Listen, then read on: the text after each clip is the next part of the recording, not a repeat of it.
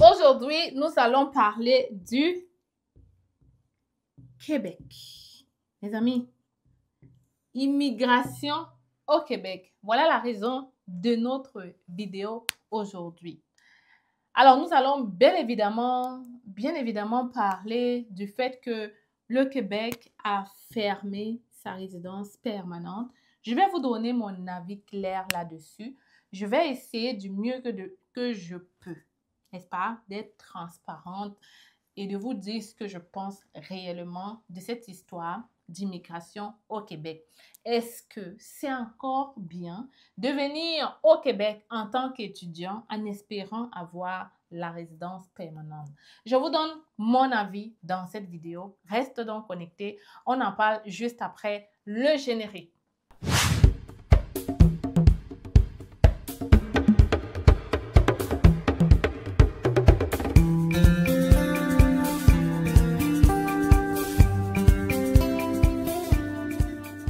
Alors, les futurs Canadiens, j'espère que vous vous portez bien.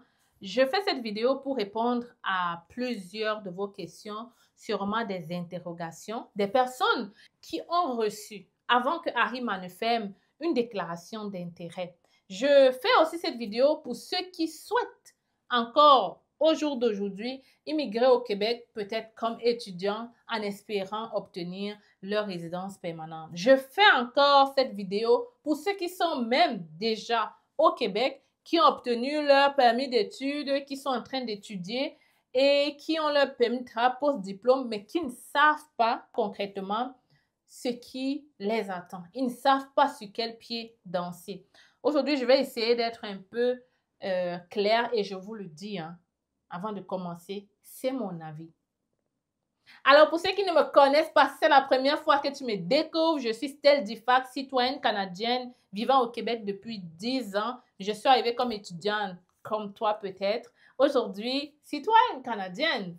Je suis entrepreneur au Québec, investisseuse immobilier, créatrice de contenu. Je fais des vidéos depuis 4 ans et grâce à ces vidéos, plusieurs ont réussi leur rêve canadien. Donc, si toi, tu souhaites immigrer au Canada, tu atterris dans la bonne chaîne. Tu n'oublies pas de t'abonner, de partager et de mettre les 5 pouces j'aime dans cette vidéo. Parce qu'évidemment, j'ai fait beaucoup de stratèges pour te faire ce genre de vidéo-là. Plus encore, pour t'aider à réaliser ton rêve, nous avons un cabinet au Cameroun derrière la brigade Omnisport de Yaoundé. Nous traitons les dossiers partout dans le monde, peu importe dans quel pays tu te situes, dans quelle ville tu es, le cabinet peut traiter ton dossier en ligne. N'hésite pas à nous contacter rapidement parce que si tu ne le savais pas, en ce moment, nous sommes en rabais pour la résidence permanente, le guide du résident aussi en rabais. Si tu n'as pas regardé la vidéo où je te disais que le Canada a réouvert ses portes pour un programme précis de résidence permanente, va regarder la vidéo. Et ensuite, passe à l'action parce que 2025 peut encore te trouver au Canada. Nous avons donc tout pour te suivre et t'aider à réaliser ce rêve canadien. N'hésite pas à nous contacter et le seul moyen pour me contacter, c'est à partir de cet email ou à partir de ce numéro. Si tu m'écris ailleurs, ce n'est pas moi, ok? Voilà. Coucou les futurs Canadiens, les nouveaux arrivants, coucou tout le monde, j'espère que vous allez bien. Petite pause pour te dire que depuis quelques mois, je travaille sur un nouveau bébé, un nouveau projet que j'ai envie de te partager aujourd'hui. Et si tu sens l'opportunité, si tu sens le besoin en fait d'acheter nos produits, n'hésite pas à aller dans le site Stellee, STELLEE.ca,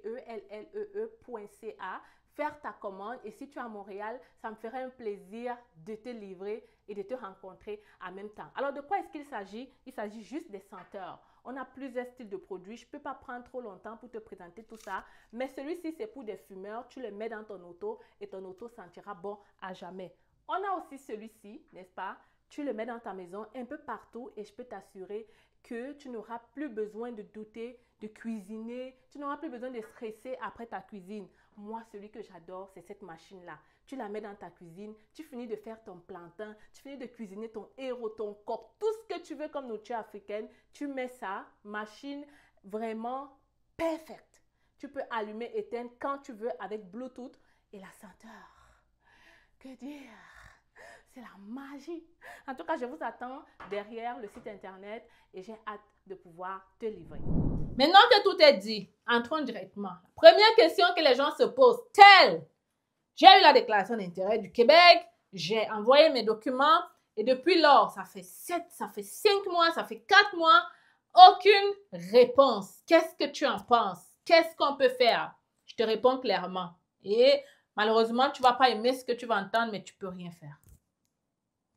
Tu ne peux rien faire parce que Arima est fermé. Non seulement, c'est vrai que Arima est fermé pour ceux qui voulaient faire les déclarations, mais de ce que je comprends depuis, beaucoup sont en attente. Beaucoup sont en attente. Et même d'autres de mes clients sont en attente. Ils ont déposé tous les documents, mais ils sont en attente et on ne peut rien faire parce que, évidemment, c'est eux qui décident quand est-ce qu'ils sont en train de traiter les dossiers et que ça prend du temps à cause du personnel ou quoi que ce soit. Est-ce qu'ils ont arrêté? Ils ne veulent pas communiquer là-dessus. Et donc, tout ce que tu as à faire, c'est de prier ton Dieu, prier tes ancêtres, prier ce que tu veux pour qu'ils réouvrent rapidement et qu'ils commencent bien sûr par traiter les dossiers de ceux qui avaient reçu une déclaration d'intérêt. Maintenant, je vais te dire et je vais te redonner le sourire en te disant que si tu as déjà quand même reçu une déclaration d'intérêt, clairement, le gouvernement du Québec, je vais dire, a même le devoir, sauf si c'est toi qui as un problème de document, mais ils ont le devoir de traiter ton dossier et ils ont presque le devoir de te répondre et de te dire qu'est-ce qu'il en est. Ils vont le faire maintenant quand? On ne sait pas. Mais une chose est sûre, ils doivent le faire. Absolument. Ils doivent le faire parce qu'ils t'ont dit que tu avais le droit de le faire. Tu as intenté des procédures, tu as dépensé de l'argent. Donc, ils doivent te dire, en effet, ce qu'il en est de cette procédure-là. Dans le cas contraire, s'ils ne veulent plus, ils vont rembourser votre argent. Voilà. Même ISCC fait ça.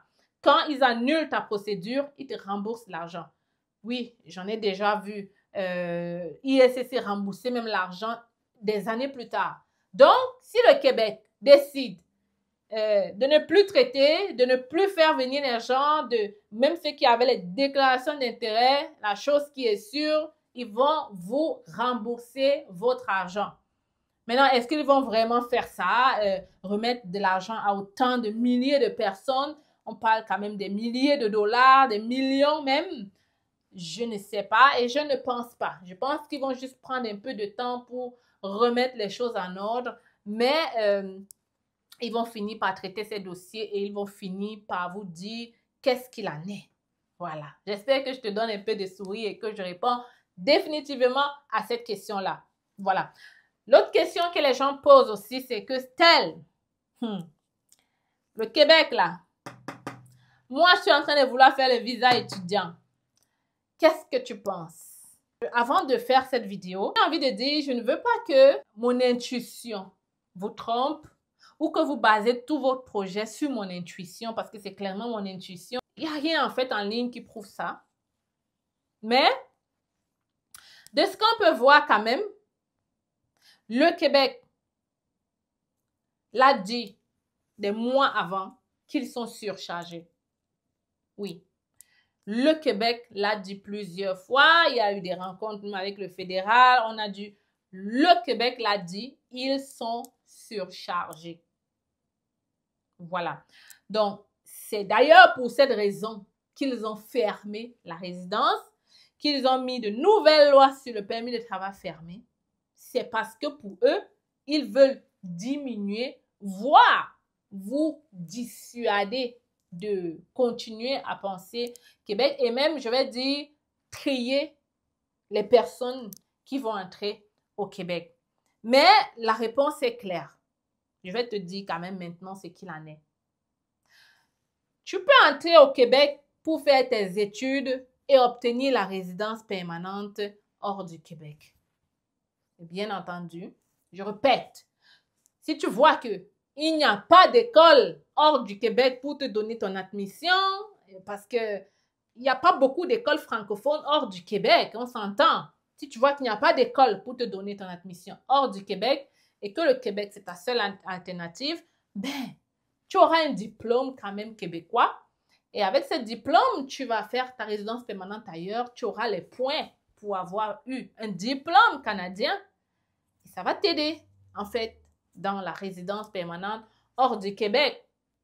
Deuxièmement, on ne sait pas ce que l'avenir nous réserve. On ne sait pas. Ça se peut que il réouvre. Ça se peut que le programme qui permettait aux étudiants d'obtenir la résidence, ça se peut que même s'il modifie, ça reste quand même ouvert parce qu'ils l'ont aussi dit à plusieurs reprises que les diplômés du Québec sont importants pour eux parce que, évidemment, c'est eux qui vont aller travailler dans les entreprises. Donc, je doute qu'on les laisse ainsi dans une incertitude plus longtemps que ça. Voilà. Juin s'en vient, ils l'ont dit. En juin, ils vont donner quelles sont les nouvelles directives. On attend.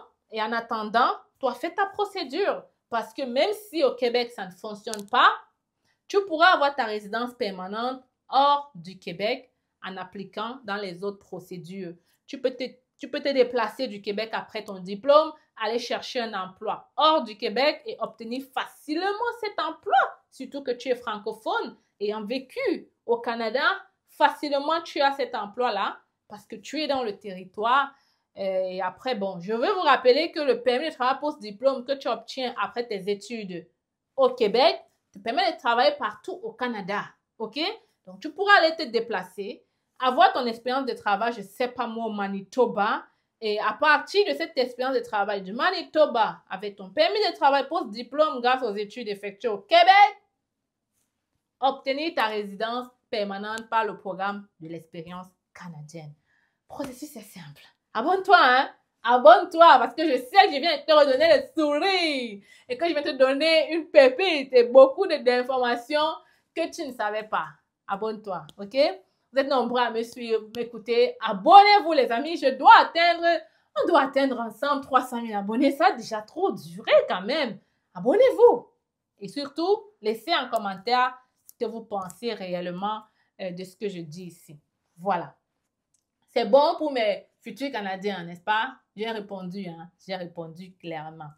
Maintenant, pour ceux qui sont au Canada, ben, là, je reviens encore et je vais être transparente, mais là, je vais être impartiale parce que c'est quand même délicat. C'est délicat. Délicat dans quel sens? Dans le sens que ces gens qui sont déjà sur le territoire du Québec, eux, ils n'étaient pas au courant de cette loi. Beaucoup ont même déjà peut-être même des familles. Beaucoup ont déjà des emplois au Québec. Beaucoup, je ne sais pas, c'était pas prévu mentalement.